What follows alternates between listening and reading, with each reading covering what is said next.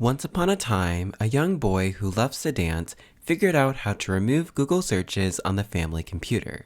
After watching Toonami every weekend until 2 a.m., I still needed some type of serotonin to satisfy me. So, welcome to the story of how I went from this into this. After going through this. What in the world of Ira, Bakugo, and Ochako are now a thing? Mafia gangs are romantic. This is wild. Oh my god! Apparently, I'm back in my One Direction YN phase. Oh, goody! Scrolling aimlessly has landed me in numerous places, but I never suspected it would land me here. I'm just gonna look through a couple of these, I promise I won't get attached.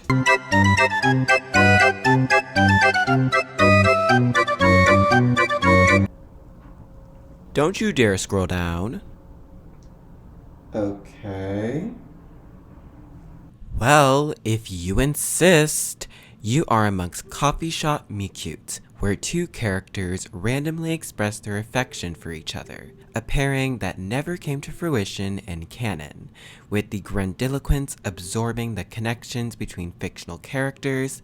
This escapist desire is a tale as old as time, in a world where YN, imagined, and fanboy supremacy is at the forefront. You are about to enter the basic boy zone. Uh-oh, this looks like it's gonna be one of those real weird episodes. If you were isolated in quarantine, you know this interaction like the back of your hand. If not, let me explain. Step 1, type Wattpad in your search engine. Step 2, scour the site to find your favorite series. Step 3, read to your heart's content. Step 4, write your own story. Step 5, hope that someone with the following notices. Step 6, hope your parents never notice. Step 7, become a prolific writer. Before we go any further, what even is fanfiction? Fanfiction are stories that are a staple in fictional universes that often predispose people to make amateur creations of their favorite series. As a self-proclaimed pack rat, fanfiction became an integral part of my anime and manga consumption. The visceral erotic scenarios coupled with shipping culture are a recipe for Gen Z and millennial angst. In a world where two characters are desired by the audience, one of the most common ways to indulge in a fantasy where characters and plot lines are catered to your imagination is to write a story that the author could never write eloquently, because you are not like the other otakus pleading with directors to ship their favorite characters. You made the dream a reality. It's kind of like everyday minutia that makes these stories feel authentic, but validates our cravings for something a little different. Regardless of the pick-me mentality of some fanfic writers, I earnestly believed that reading fanfic would perfectly feast my heart palpitation appetite in long-running shonen titles, that my creative power in consuming romance would transcend the silver screen. However, as I kept reminiscing about my high school days, I couldn't help but see the parallels between the popularization of reading and fanfic. That is so fetch. That is so fetch. Gretchen, stop trying to make fetch happen. It's not going to happen. Over the past decade, there has been a noticeable rise in fanfic and reading, to the point where it has become aestheticized. From a quick search on YouTube, you will find dozens of stories from Naruto, Fairy Tail, and My Hero Academia, or a catalog of Wattpad, Naro, or fanfiction.net stories. While communities of fanfic lovers aren't new, it has taken a shift from purely coupling fictional characters to creating stories for series that have missed the mark in certain places. In her Refinery 29 article, The Internet's Obsession with Parasocial Relationships, writer Saibo Sullivan highlighted our yearning and longing for parasocial relationships. Whether it's the one-sided psychological connections we make with online figureheads, or trying to separate media from reality. And in the fanfic world, one of the best ways to showcase one's eruditeness is to post novel-length stories. So, in today's video, I want to explore the world of anime fanfic and the parasocial relationship complex. Speaking of parasocial relationships, are you trying to watch Ghibli films even though you don't have HBO Max? Are you constantly banging your head against the wall from hackers accessing your data? Do you want to watch anime more accessibly without getting explicit ads on your desktop screen? Well, look no further than Atlas VPN to satisfy all your needs. Atlas VPN is a virtual private network that allows users to surf the web, protecting them from malicious links, hackers, and other virtually deviant people. Growing up with a father who works in cybersecurity, protecting our data and staying safe online has always been a priority in my family. As a result, I've used many VPNs throughout my life, but Atlas VPN is by far my favorite. You can get the best deals on Spotify, airline tickets, hotels, subscriptions, unlimited devices under just one account, access different parts of the world when on Netflix, and protects your Google searches from malicious hackers. If you're a returning bestie, you would know my favorite show of all time is The Next Step. Season 8 aired last fall and I was eager to watch it until I realized I don't live in the UK, but by switching my location to Manchester, voila, could instantly access the entire series in HD.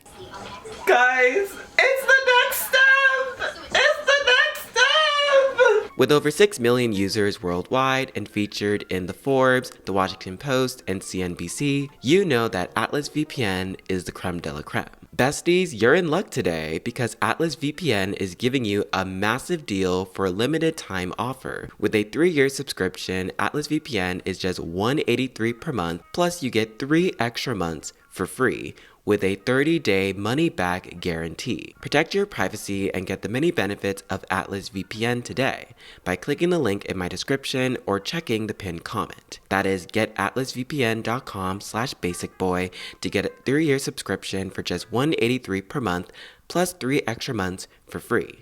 Thank you Atlas VPN for sponsoring today's video. Erotic fanfiction, interestingly enough, did not start with questionable MHA ships.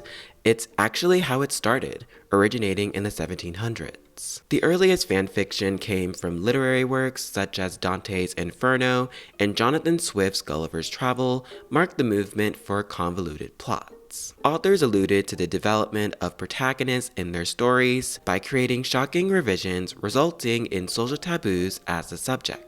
In Shyamala, Henry Fielding constructed an alternative set of letters, where in true sexy supervillain fashion, Pamela and her mother lay out their plans to entrap the squire of the manor. Apparently unstated, Fielding went on to write Joseph Andrews, a full-length gender reversal, in which Pamela's naive brother resists the seduction attempts of an older, land-owning lady, the original squire's sister. By using sexually explicit content and erotica, fanfic authors deviated from their original source material to create intimacy with their characters. Later in the 18th century, realistic characters arose during the Industrial Revolution, when upper and middle-class marriages were liberalized and gave young people less control over their choices. Richardson's novel Clarissa is the face of this trend. Again, back to that Atlantic article, Chamberlain writes, Richardson's preference to the 1748 book lays out his point very clearly, which was to counter the mistaken by widely held belief that a reformed rake made the best kind of husband to a proper young lady, whom to marry a complicated social, economic, and even moral choice, and one with lifelong consequences. Writers happy to depict every aspect of that decision at great length, and readers were eager to argue with them that they'd made the wrong call, as many of Richardson's readers did when they wrote alternative endings in which Clarissa and her partner made it work. The early novels were regarded as fanfic or apostolary, which gave readers a parasocial connection to fictional characters. Fielding was essentially the E.L. James of his time, a British author of guilty pleasure books such as the 50 Shades of Grey franchise and The Mister. Universes of enthusiastic, unwieldy, and self-selecting readers became the norm throughout Europe and paved the way for the rise in literacy among the middle class in the 1900s. Modern fanfiction continued the mold of its predecessors, taking the erotic preferences in non-romantic stories and transforming them into something more desirable. With the advent of YouTube maintaining our goldfish fetus attention spans, thanks to Tumblr's sad girl music, and YN Kind Master editing, created the virtual presence of fanfic today. 14-year-old me was in a chokehold with these stories, and am still trapped in the clutches of their alternative solutions. Idealized characters made waves for parasocial relationships to arouse people's insatiable desire for romantic intimacy. The formation of grandiose plots, grammar mistakes, and toxic yet romanticized shonen boys engulfed a generation of anime fans. At one point, it was the Naruto, Fairy Tail, and My Hero Academia fanfics. Preceding those were individual characters getting their own romance plots, like in Inuyasha with Koga and Kagome. At another point, there were crossovers with popular shonen series to fester our erotic desires outside the canon realm. This crossover between popular shonen series reminds me of the Naruto and Fairy Tail crossover series, Power Join. The story follows the Naruto and Fairy Tail cast who transition their lives in the Leaf Village and face new challenges with acquainting, relationships, and phobias. Along the way, they battle the Akatsuki coming to attack the Leaf Village and highlight the aftermath of fighting fierce opponents. It doesn't dive into the weeds of the anime's prior premise, it's more of a soap opera and battle action drama. The titular characters, Naruto, Lucy, Gaara, Sakura, Ino, Natsu, Mystigan, Zeref, Kana, and Gray, among others, are caught in a love dodecahedron, and the romantic elephant in the room is that almost every romantic storyline is of erotic persuasion. Mira and Itachi toil with the idea of starting a family, Urza and Kakashi follow a similar mold, Gaara and Gray explore their sexuality, and Zeref does everything he can to not hurt his lover Kana. After Power Join, Sasusaku, Nalu, among other doujins, became ingrained in my psyche as the pinnacle of otaku escapism. I vividly remember the Sasusaku fandom having entire subsections on YouTube, creating full-on movies where Sasuke and Sakura's relationship came to fruition in a healthy manner. The same can be said for Nalu. Lucy Heartfilia does everything in her power to stay in Fairy Tail and not succumb to the clutches of her arranged marriage by her father. Even more controversial pairings such as Natsu and Lazana, Lucy and Gray, and oddly enough, Sting and Lucy.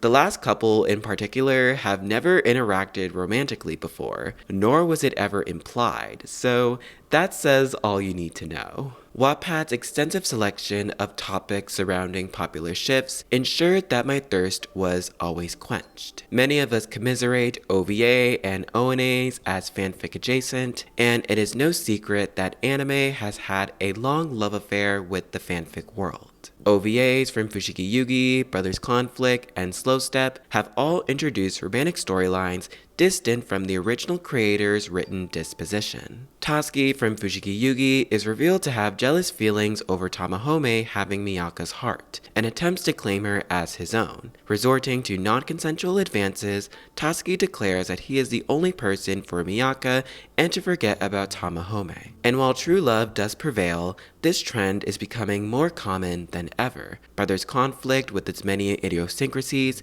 explores Natsume's tendencies to charm Emma right off her feet while skiing. Yusuke is also trying to win Emma over, and Yukio discovers in his imagination that he too has feelings for Emma. Tearing that series is for another day. Reverse harem by nature inspires fanfic authors to place as many characters with the main protagonist as possible, which has spiraled several clones that follow a formulaic method to capture their female demographic.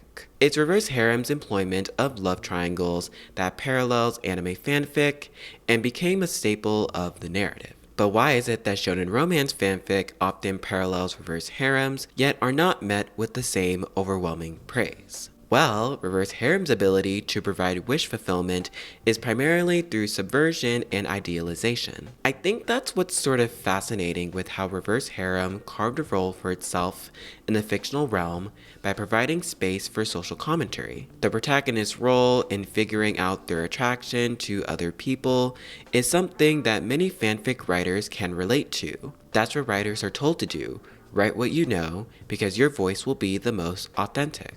It's hard because where is the line from writing from personal experience to become enamored by a fantasy that reflects notions that inadvertently hurt you? Obviously, I don't have a concrete answer for this, but some fanfics dive into the intricacies of romance while maintaining the harmful messaging often critiqued in shonen and shoujo respectively. Sooner than later, anime fanfic became a meme of some loathed demographic tropes. The romanticization of SA and abuse became a prominent theme in certain stories. This, unfortunately, was my experience when consuming the Sasusaku story, Code Mafia. There are 82 parts in total and overstays its welcome, but in some, Sasuke's rootless nature towards Sakura ultimately results in their romance. Naruto, Sasuke, Sai, and Shikamaru are mafias and use dirty tactics to get what they want. From the women performing domestic duties to physical punishments when they're disobedient, painted these actions as romantic. While this doesn't take up the majority of the anime fanfic experience, connecting fictional characters, even in adverse situations, allowed writers to go beyond the limits of human imagination. The resurgence of reading manga and comics began during the pandemic, which shockingly enough was 3 years ago. Sitting in an empty room where it's so quiet you can hear a pin drop, we had a ravenous hunger to increase our productivity. Whether that is 60-second videos echoing frustrations of the virtual void, or 4,000 characters setting communities ablaze, created a sense of busyness in our mundane lives. Reading manga became a way for our brains to think more linearly in prolonged periods of time, and has rekindled our passion for reading. Manga sales during the pandemic skyrocketed. According to Anime News Network, Viz Media grew 70% in 2020, with the US having a 43% overall increase in manga sales during the same year. Jujutsu Kaisen, Chainsaw Man, Honey Lemon Soda, Don't Say Mystery, and Futare Dekoi Osu Ryu were all Oricon charting series in 2022. It's pretty apparent reading is perceived to be more feminine, with the reading girl aesthetic on social media, and discussions surrounding shoujo and josei are finally entering the cultural zeitgeist. At the same time, we saw the rise in manga's most valued henchman, Webtoon. Webtoon is a comic platform that allows creators from big to small to make comics. With 82 million monthly users and 50 million from the US, their platform has allowed creators to make millions of dollars. Series like I Love You, Lore Olympus, True Beauty, My Deepest Secret, and Midnight Poppyland all created a world where writers and fans had an opportunity to subvert common manga tropes. Sound familiar? This escapist fantasy isn't too far off from the purpose of anime fanfic. Because these stories grappled with the hearts of many, some were even turned into live action, solidifying the link between Webtoon and Wattpad. Beloved lifestyle influencer Ono Nina, aka Somiyu on Webtoon, created her own series, To Love and Be Loved, in 2021. There are 24 chapters as of this video's release and follows the slice of life and romance format. However, behind the scenes, Webtoon had its imperfections. The rampant illegal distribution of original webcomics and web novels has long remained a headache for major platforms here. The Korea Creative Content Agency estimated the size of the market for pirated digital comics at 842.7 billion won in 2021, up 53.6% from the previous year. It was also revealed that last April to November, Webtoon had to remove 6.87 million episodes that were illegally distributed in multiple languages. And soon after, the anime fanfic aesthetic became increasingly more diversified. With the introductions to webtoons, manhwa started gaining more attention, and often worked in conjunction with manga publications. Ju Young Lee from Korea was a voracious manga reader as a child, and later became an editor working in the Korean comics industry. I basically grew up reading manhwa. In the early 1990s, Soo-young manhwa, or comics for girls, had its boom, with so many manhwa magazines, and I think I read them all, while Webtoon's native digital comics designed to be read on mobile devices have replaced print comics she once read and edited. Before joining Yen Press, Lee was in charge of a publishing program which was a consortium to the three biggest manhwa publications. During the manga boom of the early 2000s, most of the publishers who were licensing manhwa were also American manga publishers, including Tokyo Pop, Central Park Media, and Drama Queen. However, with the sharp decline in manga sales in 2008, many publishers suspended operations or even went out of business. New manhwa became a rarity until Quarantine, when it once gained popularity again. Quarantine was a huge wake-up call for me. Tomorrow is never promised, and instead of wasting the day staring out my window, I could combat it by reading. I was an avid reader when I was a child, but my drop-off began when academia started to consume my brain, and my lovely parents decided to install me in Sylvan and Brain Quest to get ahead in my schooling. Your mouth is moving a lot like a rat. Yappa, yappa, yappa, yappa.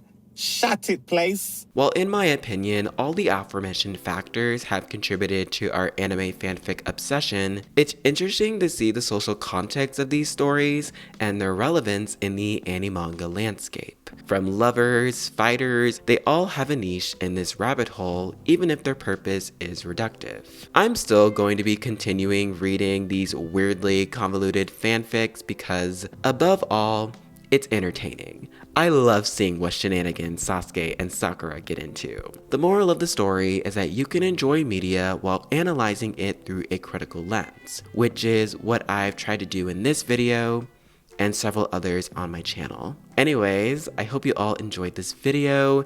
If you did, make sure to give it a thumbs up, leave a comment on your thoughts. Thanks again to Atlas VPN for sponsoring today's video, and I'll see y'all in my next one. Until next time, bye!